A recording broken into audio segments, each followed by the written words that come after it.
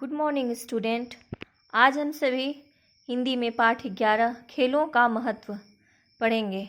बच्चों, खेल का हमारे जीवन में बहुत ही बड़ा महत्व है और खेल से हमारा शरीर, हमारा तन, हमारा मन दोनों ही स्वस्थ रहता है। तो हम थोड़ा बहुत इसके बारे में जान लेते हैं। हमारे जीवन में खेलों का बहुत महत्व है। जीवन के स्वाभाविक विकास के लिए पढ़ाई के साथ साथ खेल कूद भी आवश्यक है। पढ़ाई के लिए स्वस्थ मस्तिष्क चाहिए। कहा गया है, स्वस्थ मस्तिष्क में ही स्वस्थ मन का वास होता है। अतः शरीर को स्वस्थ रखने के लिए खेल अनिवार्य है। खेल एक अच्छा व्यायाम है। इससे छोटी मोटी बीमारियां दूर हो जाती हैं, खूब भूख लगती है और बढ़ने वाले लड़कों का शारीरिक विकास होता है। खेलों से आलस्य दूर भागता है और मन भी प्रसन्न होता है। खेल कूद मनुष्य की सहज प्रवृत्ति है। बालक स्वभावतः खेलता है। स्कूल में पढ़ाई करके घर लौटा बालक खेल कूद कर स्वयं को तरोताजा महसूस करता है। महसूस होता है ना। खेल एक अच्छा मनोरंजन है। खेल खेलने वाले को भी मनोरंजन मिलता है और खेल देखने वाले को भी। बहुत से लोग टेलीविजन पर खेल कार्यक्रम देखकर ही अपना मनोरंजन कर लेते हैं। आज जब बड़े बड़े स्टेडियम में हॉकी, क्रिकेट अथवा फुटबॉल के मैच खेले जाते हैं तो हजारों की संख्या में दर्शक उन्हें देखने पहुंचते हैं। मैच देखने के लिए टिकटें खरीदी जाती हैं, जहां दर्शकों की इतनी बड़ी भीड़ मैच देखकर मनोरंजन करती है। वहीं इतने लोगों के सामने खेलते हुए खिलाड़ियों का भी उत्साहवर्धन होता है, उत्साह बढ़ता है। वे अधिक शक्ति और कौशल से खेलते हैं। बड़ी बड़ी कंपनियां जीतने वाले खिलाड़ियों के लिए पुरस्कार घोषित करके उनका उत्साह बढ़ाती है। खेलों को हम मुख्य रूप से दो भागों में बांट सकते हैं, इंडोर और आउटडोर खेल। हमारे स्कूल में होता है ना इंडोर और आउटडोर गेम, वही बताया जा रहा है। लूडो, ताश, कैरम और शतरंज जैसे खेल इंडोर खेल होते हैं। इन्हें कमरे में खेला जाता है।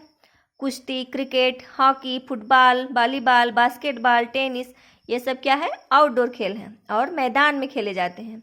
हमारे देश में कुश्ती और हॉकी बहुत प्राचीन खेल है। इन खेलों में भारत का महत्व पूरे विश्व में रहा है। आज क्रिकेट तथा टेनिस में भारत के खिलाड़ियों ने विश्व में सम्मानजनक स्थान प्राप्त किया है।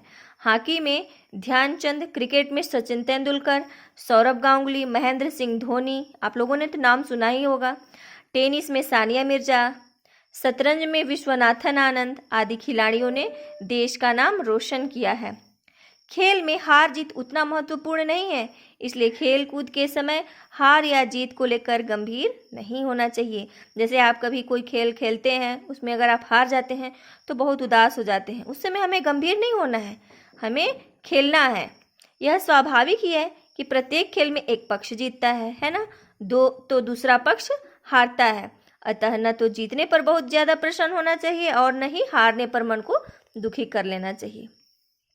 हमारे जीवन में परस्पर सहयोग और प्रेम का बहुत अधिक महत्व है। इसी से हमारा जीवन सुंदर बनता है। खेल कूद से परस्पर सहयोग तथा प्रेम की भावना बढ़ती है। खेल का सबसे बड़ा उद्देश्य मतभेद तथा दूरियों को मिटाना है। खेलने से एकता का एहसास होता है कि एकता में शक्ति होती है ना। महत्वपूर्ण मानव जाति को एक सूत्र में पिरोने की क्षमता खेल में ही है। हमारे जीवन में अनुशासन का भी बहुत महत्व है। खेलों से अनुशासन में रहने का प्रशिक्षण मिलता है। प्रत्येक खेल अनुशासन अथवा नियमों में बंधा होता है। अनुशासन में रहकर ही मनुष्य जीवन में उन्नति कर सकता है। खेलकूद से स्वस्थ प्रतिस्पर्धा की भावना जागती है। प्रतिस्पर्धा की भावना के साथ खेल की भावना को भी बनाए रखना बहुत जरूरी है। आप टीवी पर देखते होंगे कि जीती हुई तथा हारी हुई टीम के सदस्य एक दूसरे से हाथ मिलाते हैं। खेल कूद से मनुष्य में संघर्ष करने की आदत पड़ती है। जीवन में आगे बढ़ने के लिए संघर्ष करना पड़ता है। जो संघर्ष नहीं कर सकता वह जीवन में सफल भी नहीं हो सकता। हम कह सकते हैं कि खेल से ही हमें जीवन की सफलता का सूत्र मिलता है।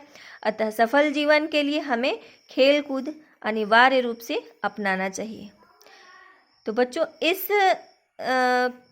निबंध से हमें क्या शिक्षा मिलती है? जीवन को खेल भावना के साथ जीना चाहिए। ठीक है बच्चों, धन्यवाद।